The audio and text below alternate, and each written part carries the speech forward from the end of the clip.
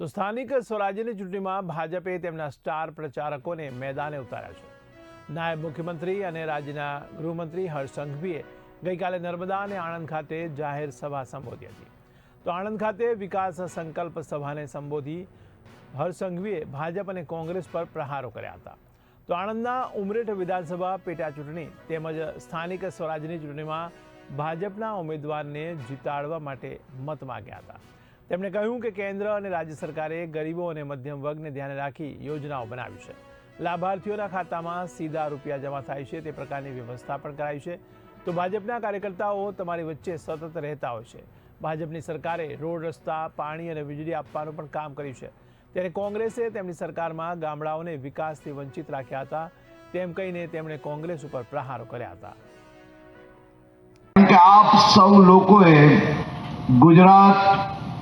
ગુજરાતના નાગરિકોને બદનામ કરતા એક પક્ષના લોકોને ચૂંટણી ચાલુ થાય તે પહેલા જ સફાયો કરી લીધો। આણંદ જિલ્લામાં તમારા સૌ લોકોની 10% સીટો પર સીધો વિજય થયો તે બદલ અભિનંદન આપવા હું આજે અહીંયા આવ્યો છું।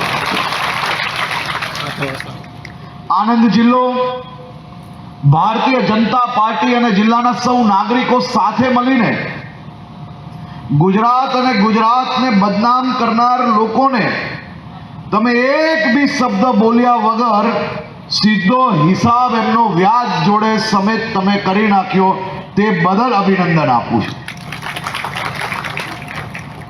મારી પહેલા સંજયભાઈએ કહ્યું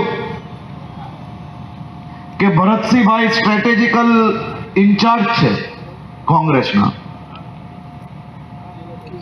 પરંતુ એમના જ ભત્રીજા શ્રીમાન અમિતભાઈ ચાવડા એ ગુજરાત કોંગ્રેસની કમાન સંભાળી રહ્યા છે અને એમના પોતાના જ વિસ્તારમાં પોતાના જ જિલ્લામાં બોરસદમાં એક બી મૂર્તિઓ એ કોંગ્રેસના મેન્ડેટ પર ચૂંટણી લડવા માટે તૈયાર ના થયો તે જ દર્શાવે છે કે કોંગ્રેસની ગુજરાતમાં શું પરિસ્થિતિ છે।